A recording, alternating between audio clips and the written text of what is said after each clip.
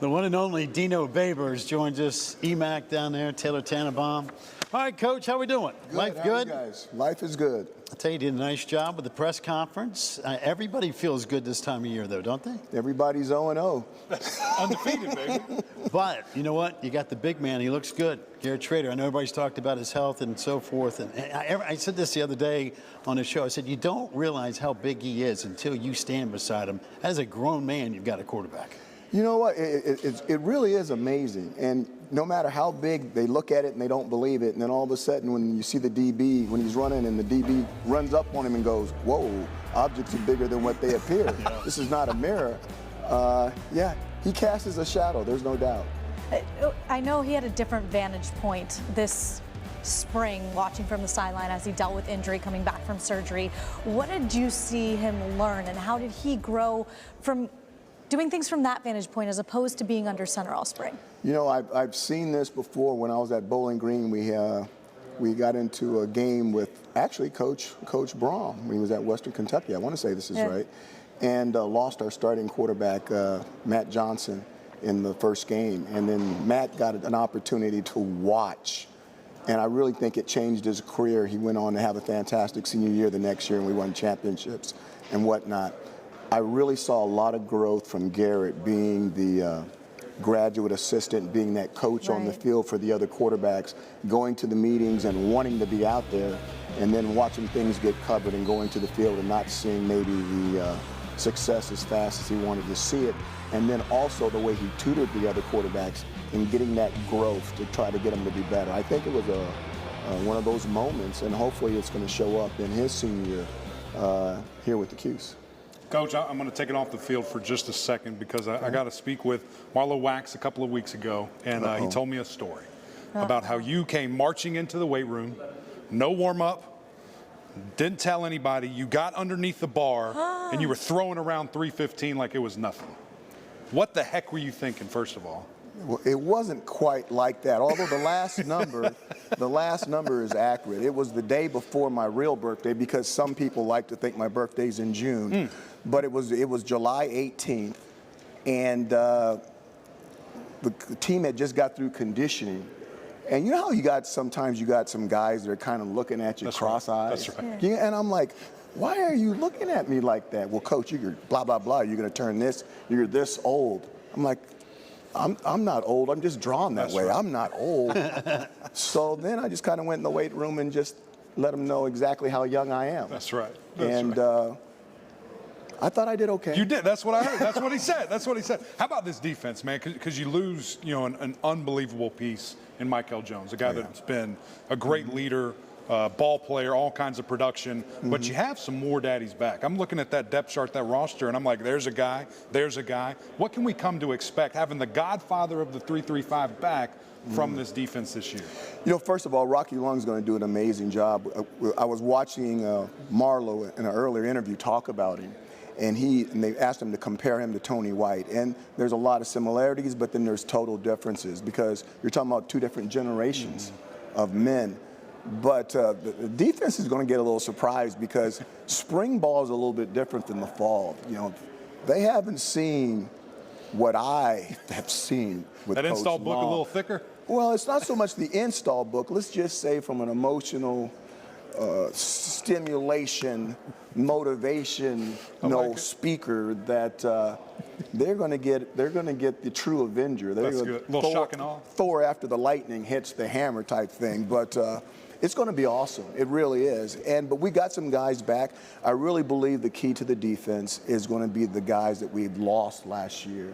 If we can get those 6 or 7 of those guys that we lost in the first 6 games, if we can get them back at full throttle and replace what we were missing at the back end, I think that could really be the key to how far we're going to go. Yeah. All right, new offensive coordinator, new defensive coordinator. You got the same vibe as far as what we're going to see from an offensive perspective? I think it's going to have to be a little bit different. When you lose someone of Sean Tucker's caliber, and then, we're not going to forget Matthew Bergeron was like the highest draft pick at Syracuse in, I don't know, a decade and a half. In fact, I think only Justin Pugh, who just retired this year, or who may not be retiring based off his internet, was the last one that was higher. But we're going to be a little bit different. But I think we go as the offensive line goes. The receiving part of the football team has really come along. And we're really excited, obviously, to get LeQuint back with us. He'll be a fine addition. And we just got to see how the elephants and the hippos go. If the O-line and the D-line continues to grow and they solidify, then, maybe we'll have a chance. Do you consider yourself an elephant or a hippo? Probably an elephant type guy. Probably an elephant? Yeah.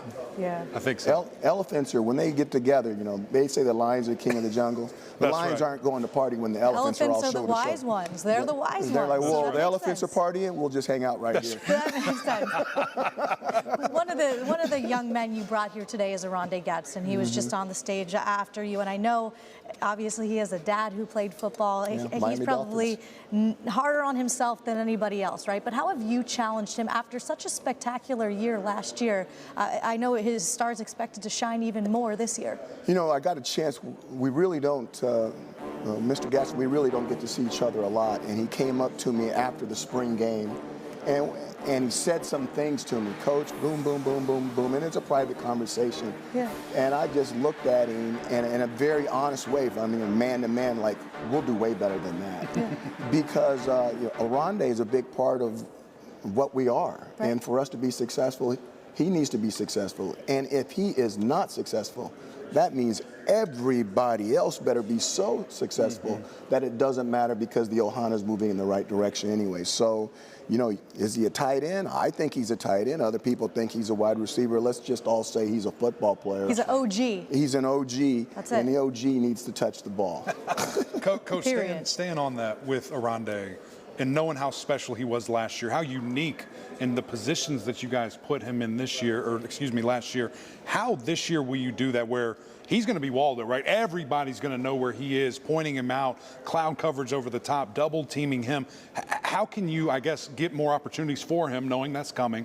But also, how does that attention on him help everybody else get better matchups? Well, that's exactly what's going to happen. I had a similar situation when I was at Eastern Illinois with Jimmy Garoppolo. We had a wide receiver his junior year, and I don't know, maybe he caught, 110, 112 balls. And I was like, hey, you're coming back for your senior year. You've got to do more, not less. You've got to do more, and you've got to learn more, because for you to have the same success, you have to be at multiple positions, and you have to be complicated to the defense. So Arondé is also taking that on. There's motions, there's shifts, there's sets. He's got to learn more if he wants to have that production, and I really believe that he will. Now, the young man I'm talking about, the next year, when he was supposed to do more, came back and had 126 catches. So Arondé's doing his part, and we need to do ours. Schedule-wise, nobody's really been barking yet about no divisions. Hey, listen, everybody's going to go and play, and hopefully the best two show up in Charlotte.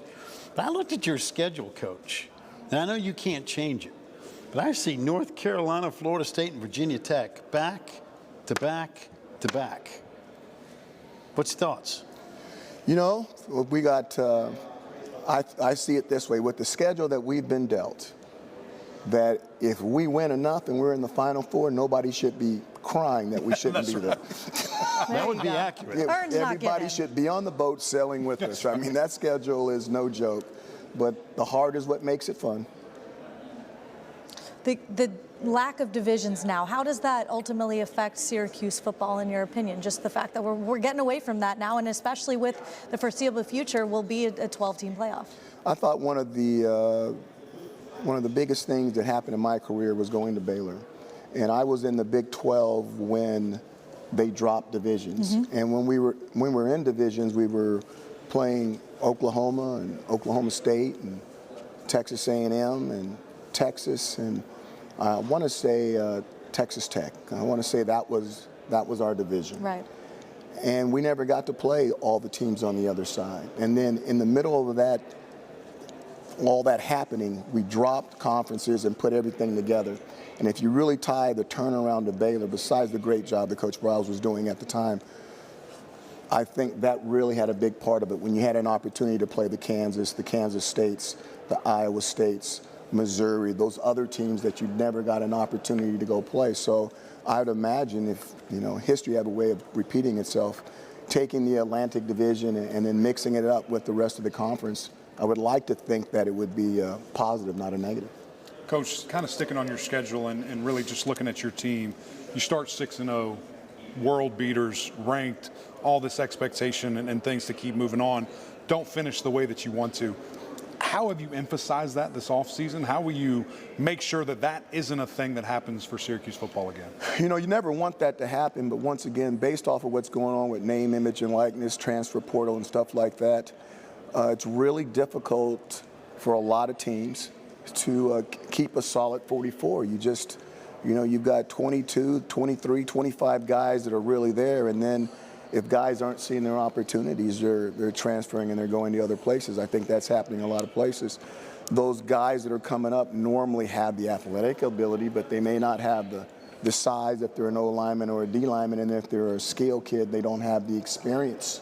And I think those were the issues, and I think those will continue to be the issues until we find a way to balance this thing out where you can get a solid 44.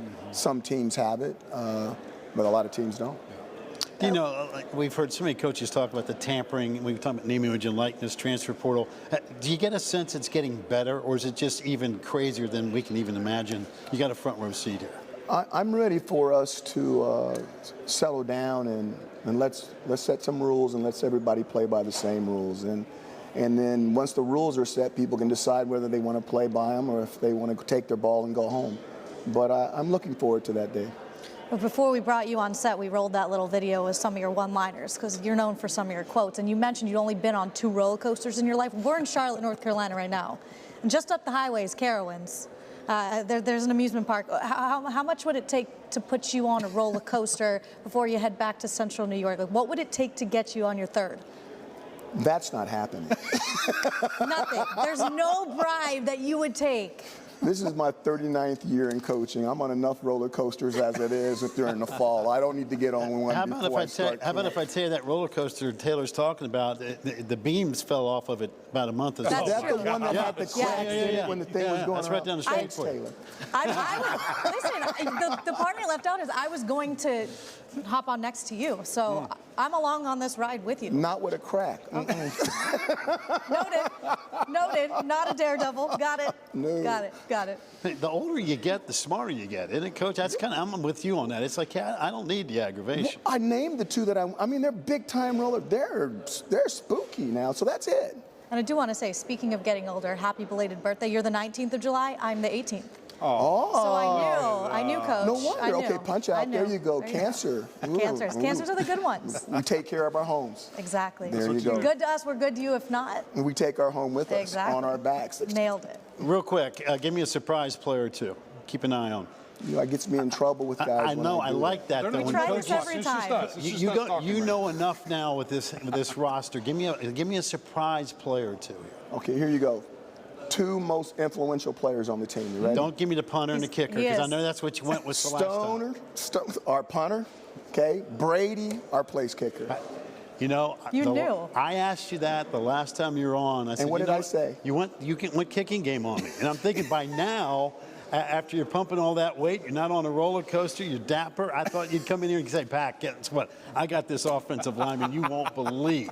I was waiting for it. Watch this. Consistently good, not occasionally great. You know me better. You know me. You're right. You had me at hello. I know. You had me You're at hello. You're still my bud. I mean, I'm still rooting for you, but I thought I'd get something else He out of did, you. though, on our show, reveal some of his captains, so we'll give you that. He did give us a little that's true. secret sauce last time we had him on. There you That's go. true.